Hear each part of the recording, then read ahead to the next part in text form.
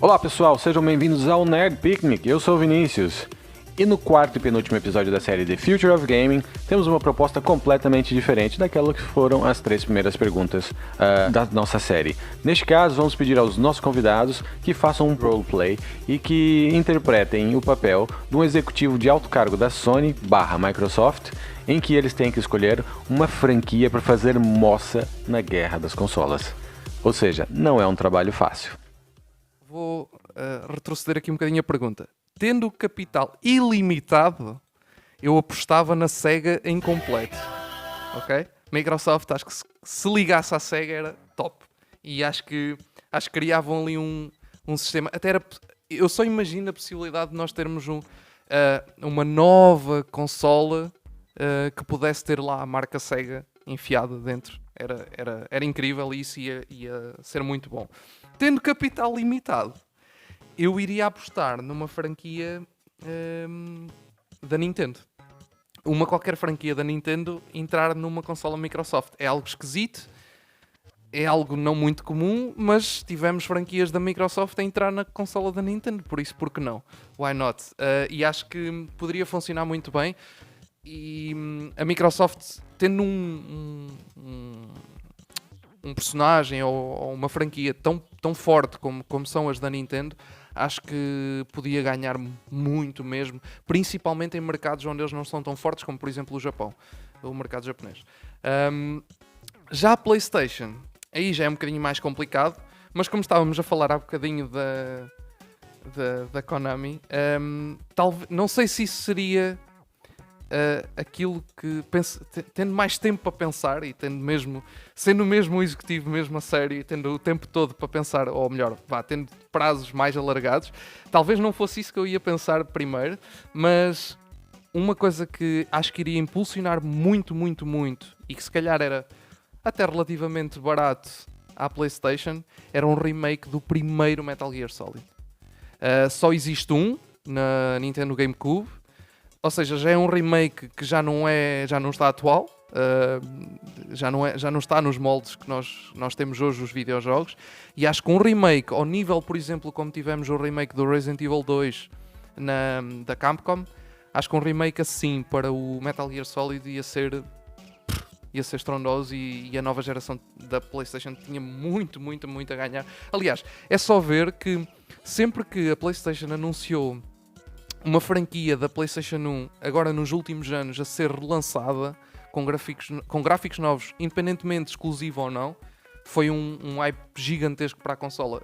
Por exemplo, o Crash Bandicoot, que apesar de ser da Activision, teve um hype gigante para a PlayStation 4 e não era exclusivo na PlayStation 4, mas no entanto teve um hype gigante. E acho que por isso jogos há muitos jogos que marcaram a PlayStation 1 que podiam fazer grandes moças como remakes agora na nova geração, jogos esses que nunca tiveram uma segunda oportunidade, digamos.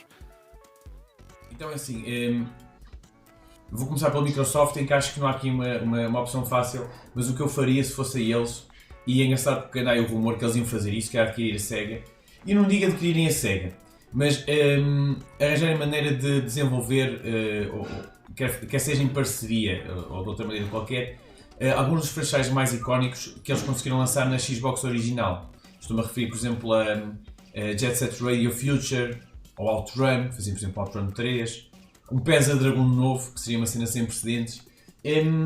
Títulos que, entretanto, não tiveram mais nenhum título, mais nenhuma sequência, ficaram no limbo, tanto no cofre da Sega como da Microsoft, e que se fossem lançados, fossem de plataforma fosse, iam logo trazer carradas de fãs desses franchises icónicos e não iam ficar estranhos na plataforma da Microsoft, porque ia ser uma espécie de círculo completo. São franchises que já lá estiveram numa fase em que a Xbox e a Sega se suportaram mutuamente.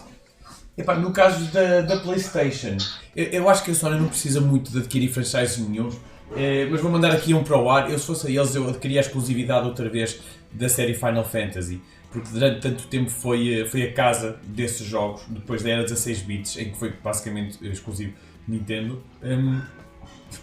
E acho que ninguém estranharia se, entretanto, a série Final Fantasy voltasse a ser exclusiva da Sony. E óbvio que ia trazer rios e rios de dinheiro e de seguidores, porque é uma das maiores sagas do mundo e é sempre uma antecipação incrível. Imaginem se o Final Fantasy VII Remake, que já está a ter um sucesso tremendo conforme está, não fosse ir para outras plataformas para o ano que vem. Acho que assim por alto, acho que seriam essas as minhas opções. Ok, então vamos fazer assim. Se nessa realidade paralela, pós-apocalíptica no mundo do gaming, pronto, se a Nintendo estivesse fora da equação, a Nintendo falia. Ou a Nintendo estava a vender todas as suas franquias, todas as suas ações, etc.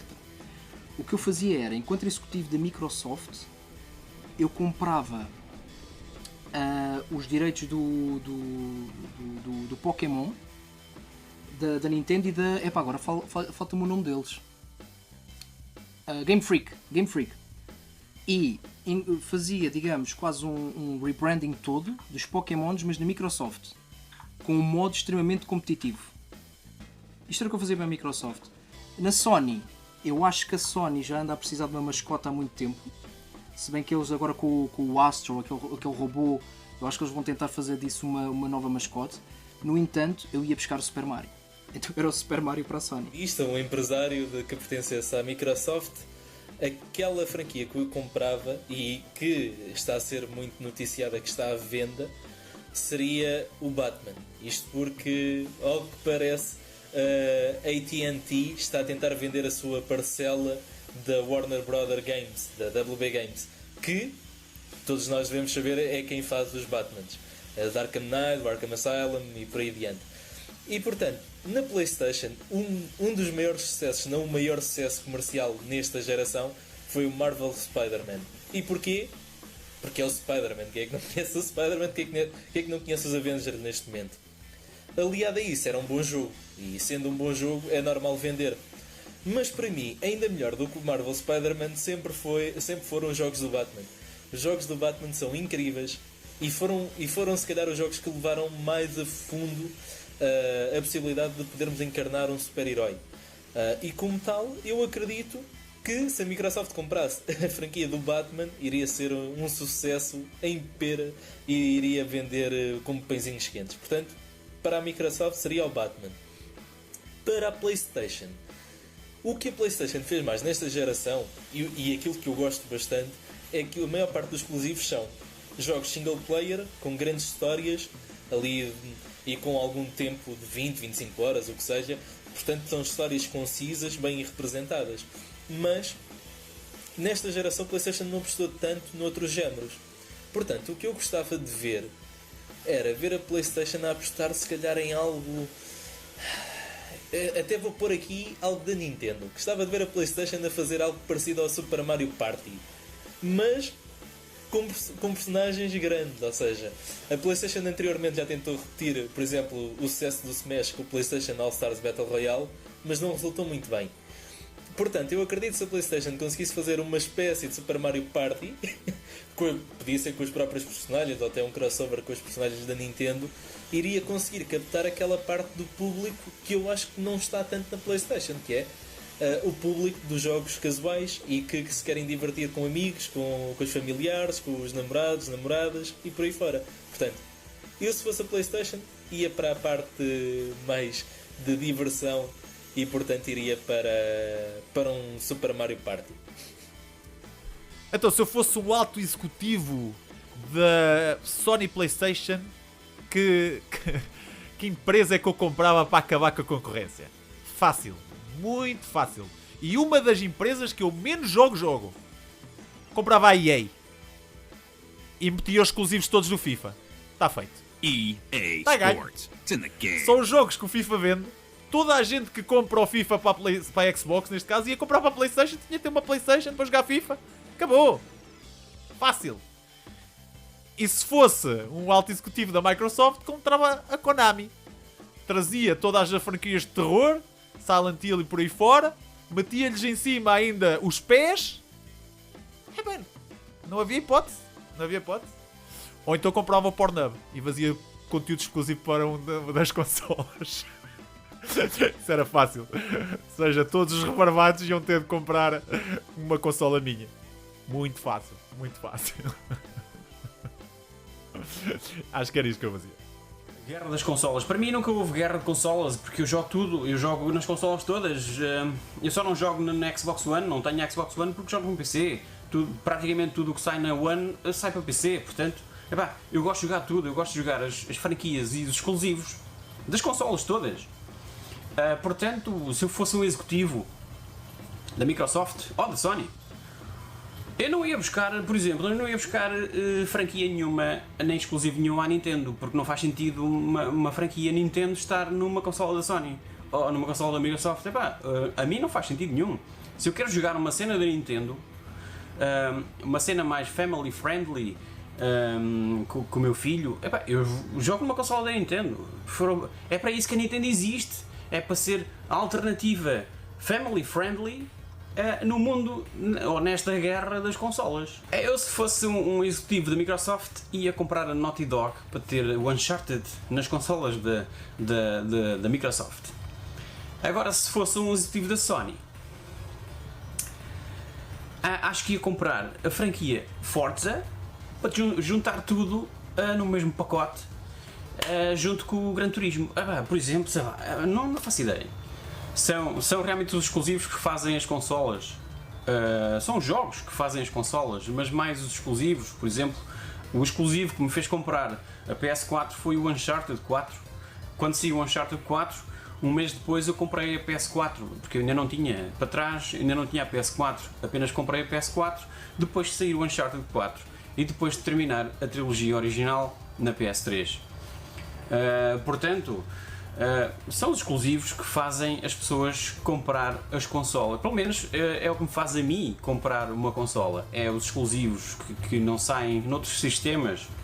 Já com o PS2, também foi um bocado assim, porque a PS2 eu comprei por causa de um jogo de motocross que não ia sair no PC. E então eu comprei a PS2 para jogar o MX Unleashed, que era um exclusivo das consolas da PS2 e da Xbox. E optei pela PS2 porque a Xbox praticamente não se via à venda. É uma cena que eu não percebo da parte da Microsoft. É um gajo chegar a uma loja, uma Fnac ou uma Vorten e ter lá uma estantezinha minúscula de jogos e de cenas relacionadas com a Microsoft e com a Xbox, e depois 5 vezes maior o espaço de cenas de PlayStation. É uma coisa que não me entra na cabeça. Como é que é possível a Microsoft trabalhar tão mal nesse sentido? Portanto, deixem lá estar os exclusivos onde eles estão e as franquias onde elas estão, porque todos nós sabemos que quando a Sony compra uma cena ou quando a Microsoft compra uma cena, uma empresa acaba por destruí-la.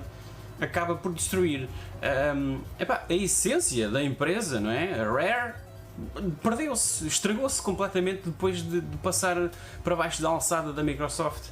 A Sony rebentou com a Psygnosis, a Sony rebentou com a Evolution Studios. Deixem-nas estar onde elas estão muito bem, ok? Porque se forem pegar na Naughty Dog, se a Microsoft pegar na Naughty Dog, vai com certeza metê-la a fazer outra cena qualquer, algo que eles não querem fazer ou que nunca quiseram fazer. Mas lá está, é o dinheirinho que conta, não é?